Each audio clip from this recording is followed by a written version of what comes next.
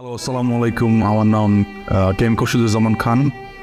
আমি প্রফেশন হিসেবে আমি একটা আইআইজি ইন্টারন্যাশনাল ক্যাফেতে কাজ করি। আমাদের সেকেন্ড বেবি আমিজা ইয়ালিনা খান। আমরা যখন জানতে পারি ওর কথা তখন একটু সময় হয়ে গিয়েছিল। ডাক্তার কাছে গেলাম, বললো যে হ্যাঁ, we are having another baby আল্লাহর মতে। ওই সময় থেকে আসলে রেগুলার মেডিকেশন এবং যেসব প্রসিডিওরের মধ্যে দিয়ে যেতে হয় সেভাবে আমরা গিয়েছি। কিন্তু আনফর্চুনেটলি আমার ওয়াইফের যখন 6 months, রাইট, 24 সপ্তাহ 24 সপ্তাহ, হ্যাঁ, হঠাৎ করে একদিন রাত্রেবেলা র্যান্ডমলি অপারেশন এপে দেখলাম যে 160/110 এরকম কিছু একটা। তো হসপিটালে নিয়ে গেলাম, ডাক্তারের কাছে যোগাযোগ করলাম। উই আর ভেরি হ্যাপি যে আমাদের ডক্টর আমাদেরকে একদম প্রপার গাইডলাইন দিয়েছেন। ওখানে গিয়ে আমাদেরকে ডাক্তার বলে নাই যে এটা আসলে একটা প্রি-অ্যাক্লেমশিয়ার একটা প্রিলিমিনারি স্টেজ। তো ওই অনুযায়ী আর কি আমাদেরকে বিভিন্ন টেডিকেশন দেওয়া হলো আমার ওয়াইফকে।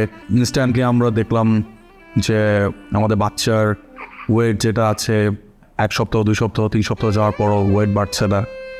তো আমরা আসলে খুবই একটা স্ট্রেসফুল এবং ট্রমাটাইজ সিচুয়েশনের মধ্যে দিয়ে আমরা গো থ্রু করছি ইন দ্যাট মোমেন্ট। না, ওয়েট বাড়ছিল না, সেটা হচ্ছে যখন ওর 30 উইক তখন দেখা গেল যে ওর গ্রোথ কম, গ্রোথ একদমই কম।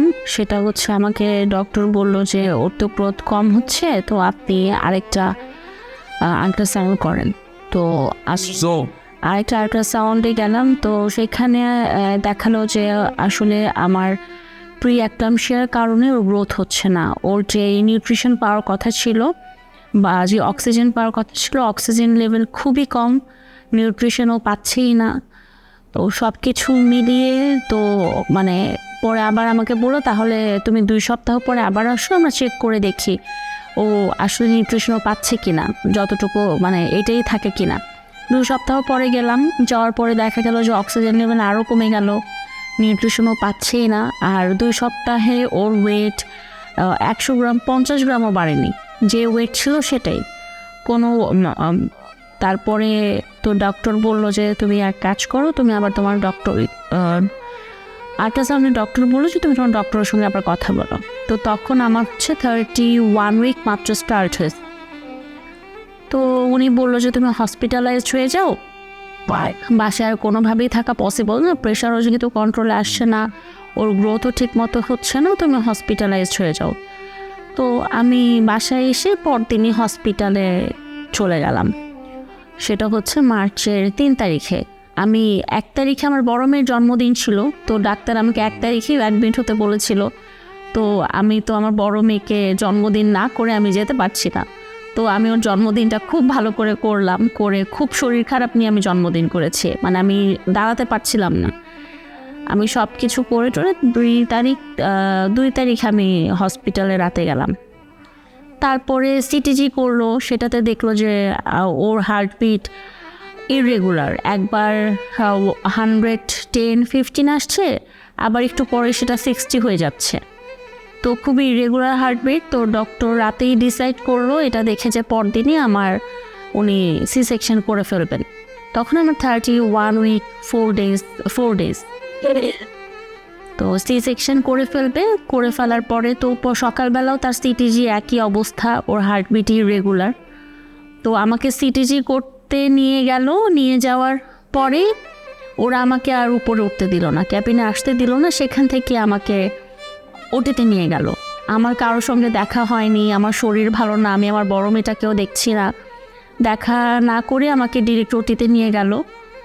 এর মধ্যে আমার যিনি ডক্টর, উনি খুবই সাপোর্টিভ একজন ডাক্তার। উনি যে পরিমাণ কেয়ার আমাকে করেছে বা যে এফোর্ট আমার জন্য উনি দিয়েছে, আলহামদুলিল্লাহ, ওনার মতো ডাক্তার আমি আসলে, উনি খুব সাপোর্ট দিয়েছে আমাদেরকে। এরপরে ওই যে লেভিনের সঙ্গে কথা হয়েছে আমার হাজব্যান্ডের সাথে, সেটা ডক্টর কথা বলেছে, সেটা তো আমি ছিলাম না তখন। খুব ইন্টারেস্টিংলি যে মানে যখন আমরা 3 তারিখে গেলাম, তো আমাকে ডক্টর নাইমা শারমিন হক আমার ওয়াইফকে দেখেছে।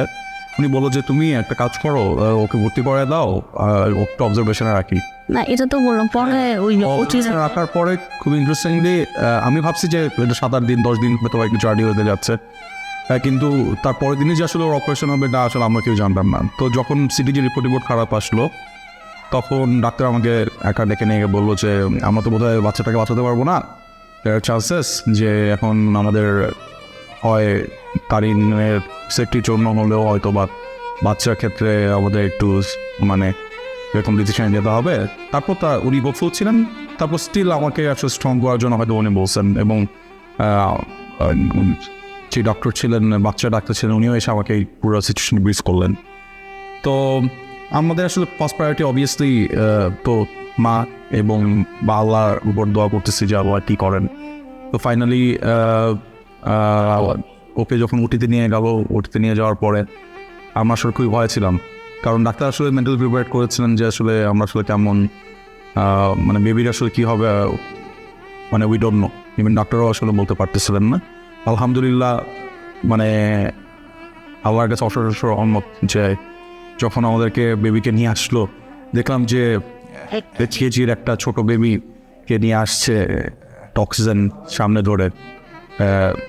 ডক্টর বললেন যে আলহামদুলিল্লাহ যে এভরিথিং ইজ গোয়িং ওয়েল, ও নিজেই দম নিতে পারতেছে, কিন্তু ওকে আমাদের আসলে এনআইসিইউ দিতে হবে ফর সেফটি, কারণ ওর ওজন কম এবং যে কোনো সময় যে কোনো সিচুয়েশন করতে পারে। So we can not take any risk.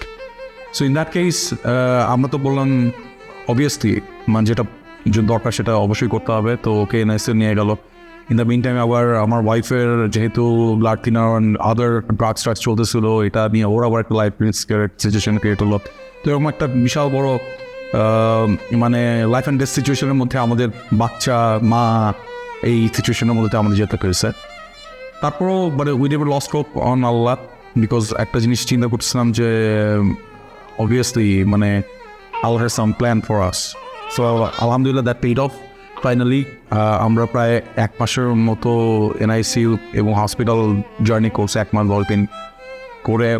তারপর বাচ্চাকে খুব ইন্টেন্সিভলি খুবই ক্রিটিক্যাল সিচুয়েশনের মধ্যে রেখে আমরা আসলে আজ পর্যন্ত আসতে পারছি।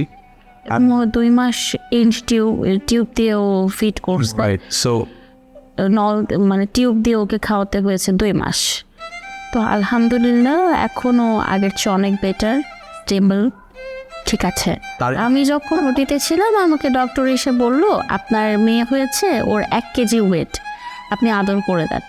তো ওকে আমি তখন আদর করে দিলাম। ওকে আমি অল্পই দেখতে পেয়েছি, খুব বেশি তখন, কারণ তখন আমার নিজেরই অবস্থা ভালো ছিল না, আমার ব্লাড রিয়াকশন হয়ে সেটার রিয়াকশান হয়ে খুব বাজে অবস্থা। তারপরেও আমি ওকে একটু দেখলাম, তো সেইটার ফিলিংস তো পুরো ডিফারেন্ট। মানে ও থাকবে কি থাকবে না সেটাই আমি জানি না, আমাকে ডক্টর এর আগেই বলে দিয়েছে যে অবস্থা। আর এরপরে ওকে আমি দেখিনি 1 সপ্তাহ, ওকে আমি প্রায় 7 দিন পরে আমি তারপর ওকে প্রথম দেখছি। ওকে ক্যাবিনে দেওয়ার পরে এই 7 দিন ওকে আমি আর দেখিনি। আমার লেভিন প্রতিদিন গিয়ে দেখে আসতো, আমার আম্মু যেত, আমি যাইনি। তো ওরাও তো সামনে থেকে দেখতে পেতো না, কাচের বাইরে থেকে দেখতে পেতো। আমাকে তো প্রথমে মানে কোলে তো আসলে দেয় নাই, মানে ইউজুয়ালি তো বাচ্চাদেরকে এনে কোলে দেয়। আমার ফার্স্ট বেবি যখন হয়েছে তখন তো কোলে নিতে পেরেছি। তো ও তো একদমই বাচ্চা, একদমই ছোট একটা মানে এমন ছোট বাচ্চা আমি আসলে কখনো দেখি নাই। আমার নিজের বাচ্চাকে দিয়ে আমি দেখছি যে একদম বাচ্চাও এরকম ছোটো হতে পারে। তো I was very happy obviously. And মানে আমার আসলে মানে আমি ট্রাস্ট করছিলাম যে যেহেতু আল্লাহ একটা প্ল্যান করছে সো ফার। এবং মজার কাহিনী হলো গিয়ে যখন আমরা মানে ওয়েন শি ওয়াজ এক্সপেক্টিং, আমরা কিন্তু এর মধ্যে মানে বিভিন্ন দেশে গিয়েছি, অনেক স্ট্রেসফুল জার্নির ভিতর দিয়ে গেছি। আমরা কানাডা গেছি, আমরা মালয়েশিয়া গেছি, মানে ঘোরাঘুরির মধ্যে ছিলাম। আমরা মানে জানতাম না যে আসলে সিচুয়েশন আসলে কী হতে পারে। তারপর যেহেতু আল্লাহর মতে আল্লাহ আমাদেরকে এইটুকু পর্যন্ত আগায় নিয়ে আসছে, এবং যখন আমি আমার বাচ্চাকে সামনাসামনি দেখছি তখন I was sure but she will survive because I had trust on Allah from the beginning. So everything went well, alhamdulillah. মানে এটাই। এবং এখন আজকে আসছি ওর ফটোগ্রাফি করার জন্য। আমরা তো কোনো চিন্তাই করি নাই যে এই পর্যন্ত আসতে পারবো, তারপর স্টিল মানে হ্যাঁ আমি চিন্তাই করিনি আমি ওর ফটো সেশন করতে পারবো, যেই জার্নির ভেতর দিয়ে আমরা যাচ্ছিলাম এত দূর এসে যে ওর একটা ফটো সেশন হবে, সবাই মিলে আমরা ছবি তুলতে পারবো, এইটা আমি কখনো চিন্তা করিনি। যখন মানুষ অনেক ট্রমার মধ্যে থাকে তখন মানে দে নিড হোপ। হ্যাঁ, আমাদের কাছে ডক্টর নাইমা শারমিন একটা কথা বলছিল যে তুমি যেহেতু এরকম স্ট্রেসফুল একটা সিচুয়েশনের ভিতর দিয়ে যাচ্ছ, মানে you should rely on Allah's plan. মানে আমি বাবার এক কথাই বলতেছি যে মানে ব্যাপারটা এরকম না যে আমি হাইলি মোটিভেটিং ইসলাম চর্চা করি ধরেন না, ব্যাপারটা না। তারপরও যখন এই জিনিসটা চিন্তা হয় যে যেহেতু জীবন মৃত্যু আমাদের হাতে নাই, আল্লাহর হাতেই আছেন, আল্লাহ একটা লাইফ দিয়েছেন এবং এটা উনি কোন দিকে নিয়ে যাবেন, হ্যাঁ এটা ওনারই প্ল্যান। এইভাবে চিন্তা করে এই যে পেশেন্সটা, যে প্রত্যেকটা রাত জাগা, প্রত্যেকটা মোমেন্টে বাচ্চাকে দেখা কি হচ্ছে না হচ্ছে, এটা আসলে একটা স্ট্রেসফুল সিচুয়েশন হলো, এটা একটা পেশেন্স নিয়ে আগাইতে হবে আর কি। আমি যখন হসপিটালে ছিলাম আমি যেটা করতাম সেটা তো আমার জন্য প্রচণ্ড স্ট্রেসফুল।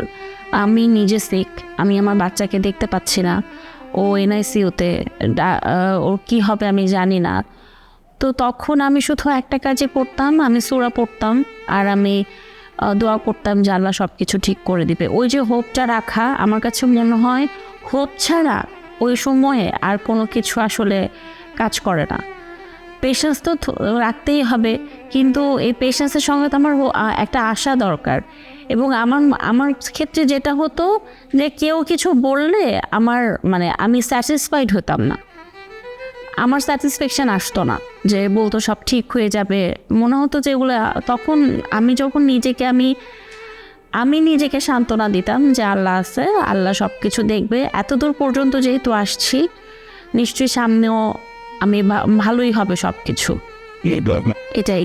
আর হসপিটালের যে পেশেন্স রাখা দরকার ওইটা আসলে বলার মতো না।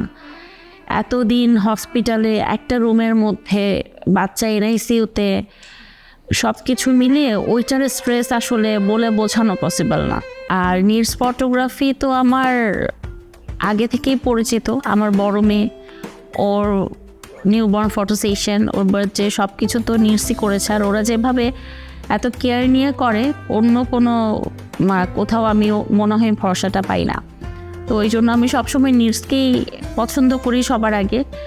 আর ওরা যে এক্সপোর্ট আসলে দেয় এটা আসলে অন্য কোথাও আমি কখনো পাই। আমি একটু সরি একটু তোমাকে ইন্টারাপ্ট করলাম, বিকজ মানে দে আর পার্ট অফ আওয়ার লাইফ। কারণ আমার বড় মেয়ের ক্ষেত্রেও ও ফটোগ্রাফি করছেন, বিকজ আমাদের মোমেন্টগুলো যে ধরনের মোমেন্টগুলো আসলে আমাদের প্রয়োজন। ধরেন যে 10টা ছবি আপনার দরকার সেটা আসলে শ্রাবণ বের করে নিয়ে আসতে পারে, এটা আমার কাছে মনে হয়েছে। আমার সাথে মানে আমার থটের সাথে ওর থট মিলে, first of all, and secondly ওর যে পার্টনার আছে, মানে শি ইজ মাইন্ড ব্লোয়িং। যেভাবে বাচ্চাকে হ্যান্ডেল করে এটা তো আসলে অ্যামেজিং ব্যাপার। এবং আমার বাচ্চার বার্থডেও ও করছে, ইনশাল্লাহ এই বাচ্চা বার্থডে করার সুযোগ থাকলে ওটাও সে করবে। বিকজ আমার কাছে আসলে ওরা হলো কি আমার মোমেন্টগুলোকে ক্যাপচার করার মানে একটা এন্টিটি। সো মানে আমি আসলে আলাদা মানে ওদেরকে আসলে এইভাবে ব্র্যাকেটের মধ্যে ঢুকাইতে চাই না যে বাচ্চাদের ছবি তোলে অথবা কিস ফটোগ্রাফি করে এইভাবে। আমি আসলে বড় এটা বলতে চাই যে আমার কিছু স্পেশাল মোমেন্টগুলো ওরা ক্যাপচার করে আমাকে দিয়েছে, যেটা আমার সাথে এন্ড অফ দ্য লাইফ আসলে থাকবে সারা জীবন, আমার বাচ্চার সাথেও থাকবে, তার বাচ্চারা দেখবে, এইভাবেই আর কি চিন্তা করি। সো ওই ধরনের আউটপুটের জন্য আসলে শ্রাবণের কোনো বিকল্প নাই আমার কাছে মনে হয়। আমার মেয়ের জন্য দোয়া করবেন, আর obviously good luck for Srabon and Faria. Thanks for sharing some good moment with us, and আমাদের সাথে সময় দিয়ে বাচ্চাদেরকে এভাবে তাদের স্পেশাল মোমেন্টগুলোকে নিয়ে আসার জন্য থ্যাংকস ফর এভরিথিং। সবার জন্য দোয়া রইল, সব বাচ্চাদের জন্য, সব বাবুদের জন্য দোয়া রইল, সবার লাইফ যাতে সুন্দর করে এগিয়ে যায়। প্যারেন্টসদের জন্য দোয়া রইল, মানে parenthood is a tough thing. True. Best of luck. Thank you.